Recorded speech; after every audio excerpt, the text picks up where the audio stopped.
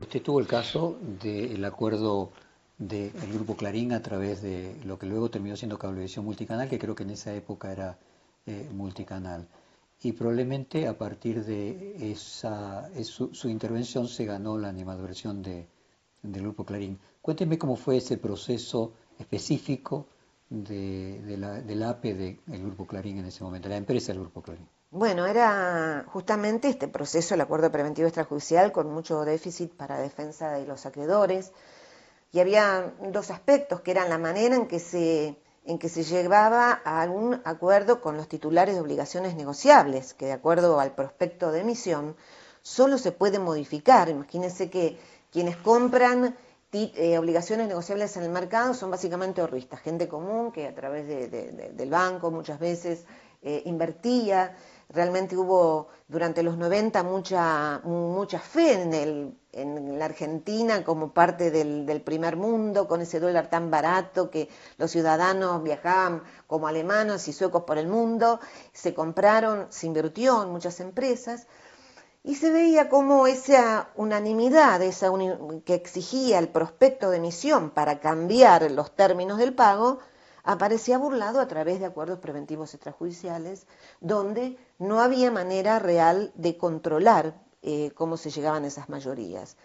Yo denuncié irregularidades en esa forma de colectar las mayorías legales y también denuncié lo que resultaba evidente, que se estaba formando un conglomerado monopólico multimedio, que lo que implicaba un riesgo para la libre circulación de la información y la libre formación del consenso en la democracia. Eso era porque el acreedor era luego la misma persona que era dueño de la empresa competidora. Exacto, ese acuerdo preventivo era parte del negocio de la fusión multicanal Cablevisión. Anticipaba lo que iba a ser la fusión, porque el acreedor era al mismo tiempo el dueño de la otra empresa. No, había sido, digamos, la empresa Fintech había financiado el pago, digamos, el acuerdo preventivo extrajudicial. Fintech De- no iba a lograr una autorización de la Comisión de Telecomunicaciones para operar medios, porque por su falta de especialidad, era un fondo, un hedge fund. Sí lo iba a lograr Clarín. Entonces había como una opción de compra detrás, de manera que si se perfeccionaba el APRE, luego Clarín pasaba a ser el titular del 60%, conseguía los permisos que requerían, las autorizaciones de administrativas, Cablevisión. reducían su deuda y en esa gran reducción de la deuda era parte del negocio que se cristalizaba en la fusión.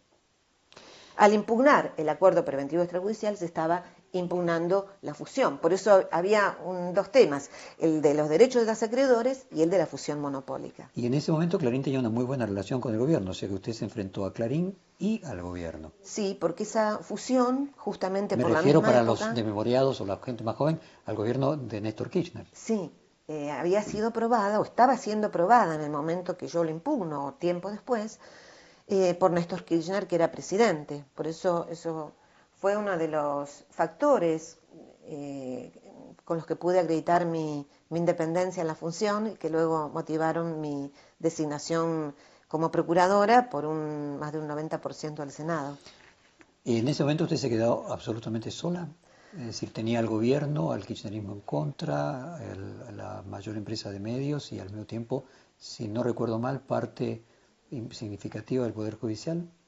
Sí, no, yo tenía en claro lo que estaba en juego y como siempre hice prevalecer mis principios por sobre la comunidad o las consecuencias que me pudiera traer defender algo tan importante para mí, para todos, como era el libre consenso en la democracia.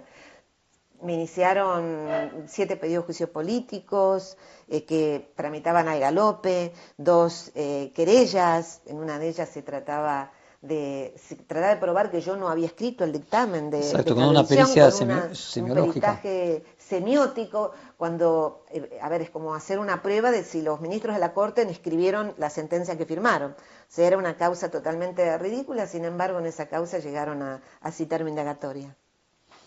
El argumento que usaron, recuerdo, era que a través de una prueba de estilo, era el mismo estilo de un abogado de Moneta en una causa en contra de Clarín por una radio, si no recuerdo Sí, pero mal. era totalmente aventurado, porque las similitudes que encontraban era, yo usaba preguntas retóricas, el abogado también había usado preguntas retóricas, No era ni entonces, siquiera la misma no, no pregunta. era, sí, no era nada serio. Y se comparaban distintos dictámenes de la Fiscalía, donde tengo 5 secretarias. Ese dictamen lo había escrito yo personalmente, pero el resto de los dictámenes de la comparación no. Y ahí se llegaba a decir que entonces que Que no lo como había si escrito tuviera usted. que escribirlo de mi puño y letra. Se puede decir que a partir de eso, Clarín no le perdonó más su intervención en aquel fallo y tiene una animadversión con usted. ¿Usted siente eso? Bueno, no sé si demonios un nombre. Hay hechos que son ciertos. Yo sí trajo consecuencias desfavorables y lo vemos, por ejemplo, en la calidad de algunas notas que se hacen sobre mi persona. O sea, llegaron a decir que como procuradora había declarado un asueto para poder ver un partido de Messi, algo absolutamente falso.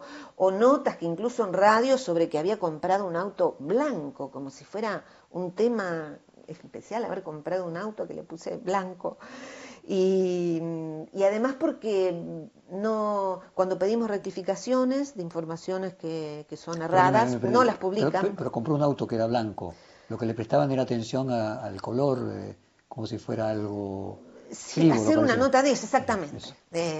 O sea, notas que no son serias y otras que sí, que son más serias, con informaciones que son equivocadas y casi nunca salen los pedidos de rectificación.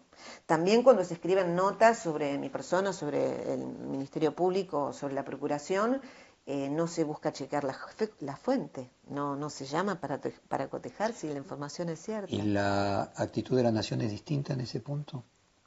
Mira, en ambos casos, debo decir, y también en el Clarín, no es que es todo un bloque Clarín contra la Procuradora. Mm. Hay distintos periodistas, algunos que han dejado entrever también críticas a esa posición. Y por mi parte, yo misma he dictaminado muchas veces en favor de Clarín en materias de libertad de expresión, donde mis dictámenes siguen los más amplios estándares.